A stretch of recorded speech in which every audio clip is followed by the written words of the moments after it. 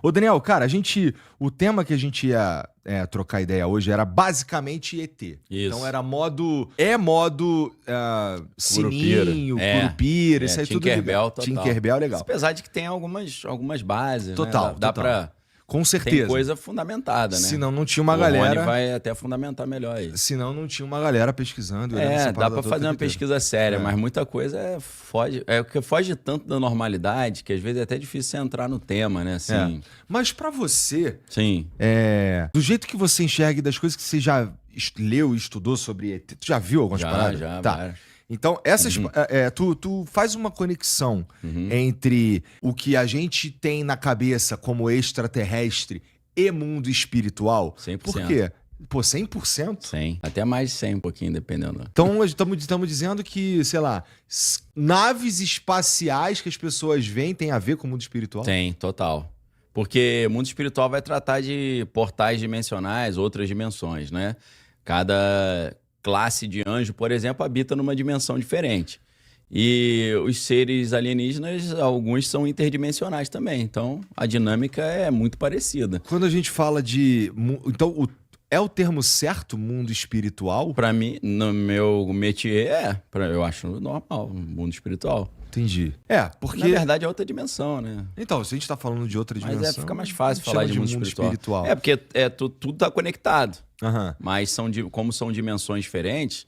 Imagina, a gente está na quarta dimensão, né? Em tese, que são 3 de espaço, altura, largura e profundidade, mais o tempo. Aí, mas se você imaginar a primeira dimensão, que seria só uma linha, e a segunda dimensão, que seria a largura e a altura, imagina um ser da primeira dimensão, às vezes ele está coabitando com a segunda, mas ele não consegue enxergar, que ele está chapado ali, né?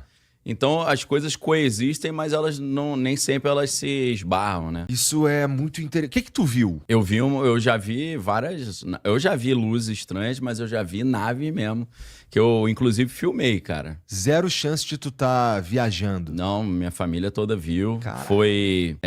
Foi no final da tarde, não tava à noite ainda. Cara, eu vim parado em cima da Basílica lá de Aparecida, cara. Tem que se colocar numa situação específica pra tu encontrar essas paradas? Não, acho que não. Eu creio que não, mas certas habilidades sensoriais ou percepção extrasensorial geralmente favorece para algumas pessoas.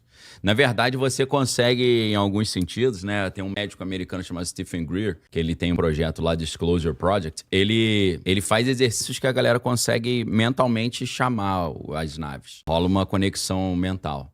É possível fazer isso? Parece que é possível, né? Eu nunca fiz isso, mas o cara faz isso. Ele combina, vamos subir no monte e tal... Aí eles fazem umas meditações e começam a chamar lá, o troço vem. Então, vamos lá. Tem todas essas... Tem filmagem disso. Todas essas dimensões. Tem habitadas por seres de diferentes... Eu suponho que, inclusive, sejam diferentes formas de vida, então. Total, pô. Com certeza. Onde é que tá Deus nessa história? Ele tá dentro de uma dimensão dessa? Ele em tese, ele estaria na dimensão mais elevada ou ele está para além das dimensões, né? É difícil você imaginar alguma coisa existindo fora do espaço e do tempo, mas Deus está fora do espaço e do tempo. Mas para nossa mentalidade é difícil, né? Como é que uma coisa está num lugar que não tem espaço? É difícil imaginar. Total. Bom, né?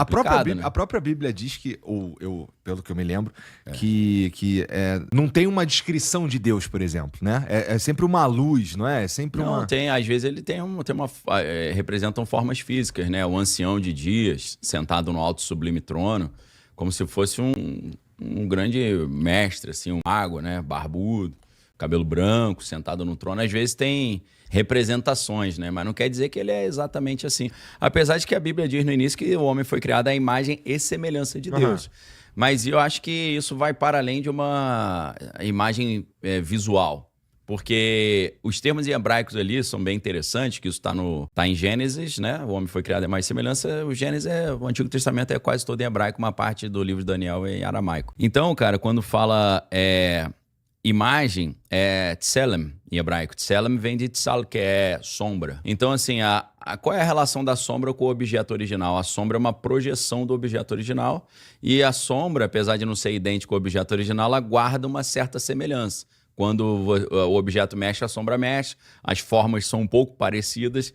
Então é como se o homem fosse uma sombra, uma projeção de Deus ali, uma sombra. Tipo assim, você olha o homem e você tem uma ideia do que seria o objeto original, que seria Deus.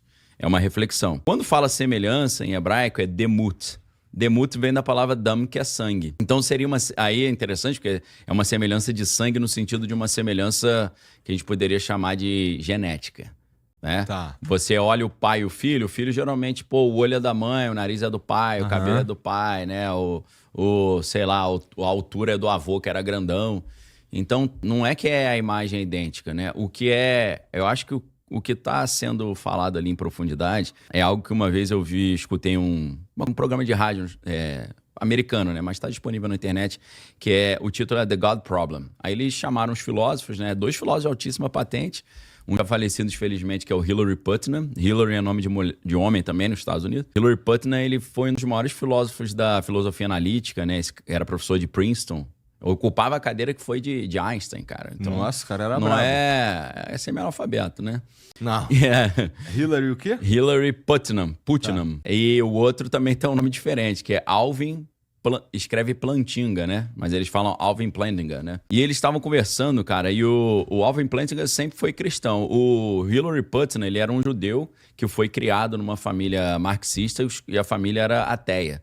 Eles eram de origem judaica, mas não acreditavam em Deus. E